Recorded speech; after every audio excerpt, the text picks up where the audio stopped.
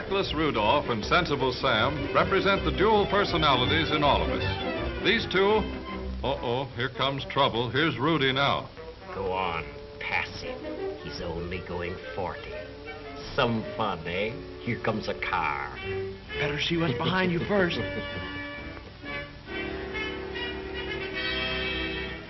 Take it easy. There's a car coming. Take a chance. We can beat him.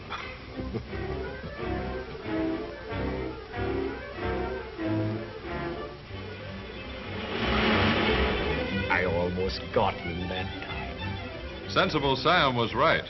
But what Sam didn't tell the driver was that passing a car going 40 was like passing 18 cars parked bumper to bumper. That's 300 feet or more, and that takes time. So we ought to make sure whether any car is coming, and doubly sure there's plenty of distance between.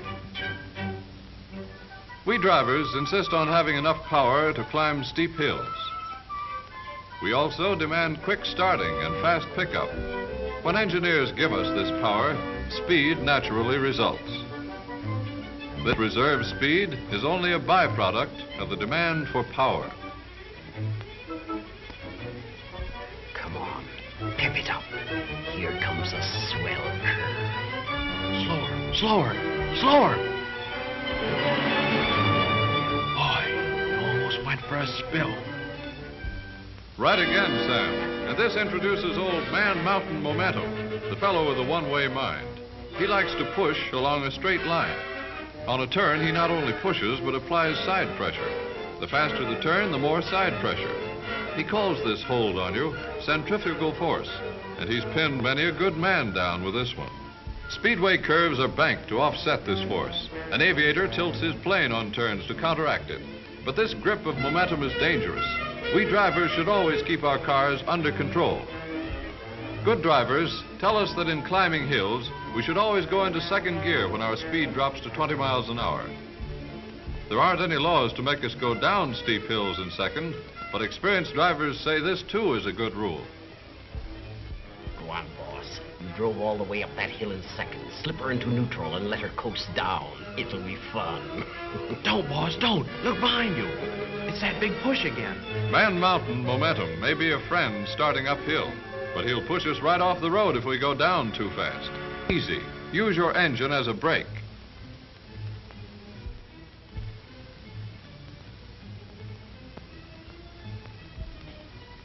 Use your passing lights, too. There's nothing more on the road. Step on it.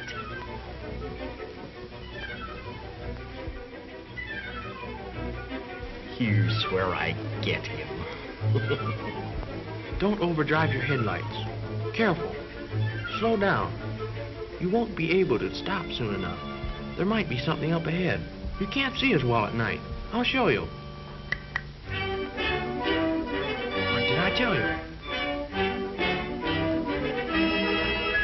Aren't you glad you cut your speed? The margin of safety at night is the distance our lights, good or bad, let us see ahead clearly. Overdriving our headlights means we cannot stop within this space. This includes the distance spent while deciding to stop and while moving the foot to the brake pedal and pressing it down.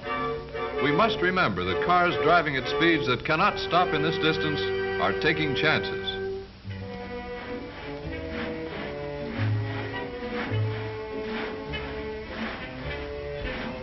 Wake up!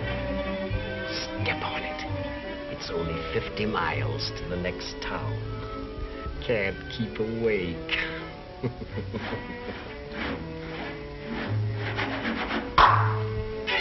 Listen, boss. I'm sleepy, too. Look, let's not take any more chances of overdriving ourselves. How's about it? Foiled again, but I'll get him yet. I'll get him. Oh, yeah? Mother Nature slows us down every now and then with mist and fog. When a good heavy fog comes on land, at sea or in the air, everything that moves with caution. The ocean liner slows down. Airlines ground their planes. Even trains on tracks sometimes have to reduce their speed. And we drivers must make our way cautiously. Hurry up. You're late for the party. Take it easy. Better to get there late than not at all. Set your lights down and they won't reflect in your face. Don't be afraid to use your horn.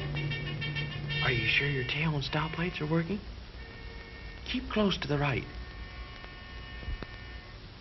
Usually in our cars, we're trying to reduce friction all we can. We use ball bearings and roller bearings. We smooth and polish parts. We put oil into our cars, all to overcome friction. In starting a car, stopping it, or turning a corner, we need road friction for our tires. But when ice and snow come, the normal condition of this friction is changed. If we are as careful behind the wheel in slippery weather as we are in feeling our way on foot, we can easily adjust ourselves to this change. Come on, keep going. You can stop in time. Easy on your brakes. Gently. Feel the surface of the road. That's it. Now start easily. Engage your clutch slowly. Don't spin your wheels. No chance to skid. See? When going along the highways, we drivers should make it our business to watch the road signs, know what they mean, benefit from what they tell us, act on their advice. If we get in the habit of disregarding them, they lose their meaning, and sooner or later, we'll be sorry.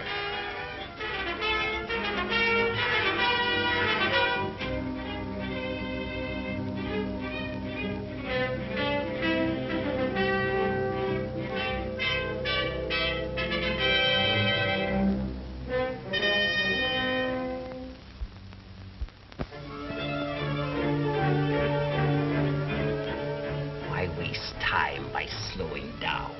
No kids around now. There might be just one, boss. Coming to school late.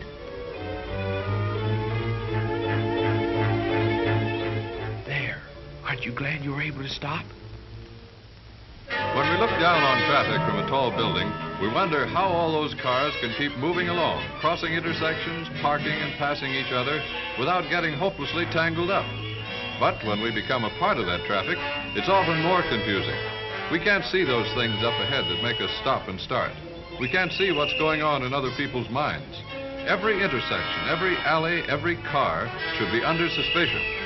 We can't let the other fellow's mistake get us into trouble. Give that bozo a bit of your mind. Hey, you! Why don't you pay attention where you're going? Get out of that car and I'll...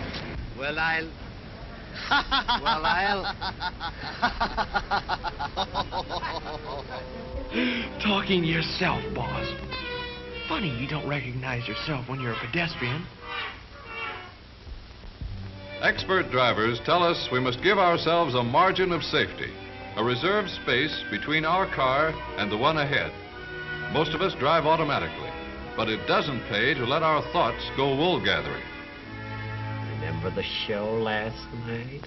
I'm in the mood for love. At last I've got him. Because you're near me. Funny. Christs, I'll fix you for this, you meddling fool, spoiling all my fun.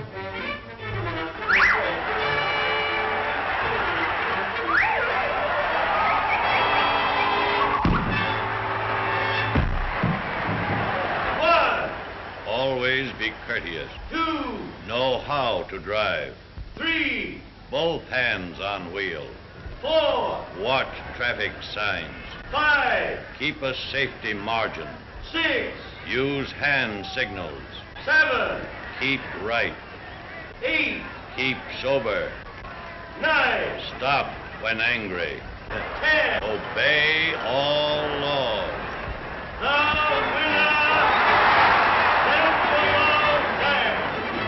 I'll be seeing you.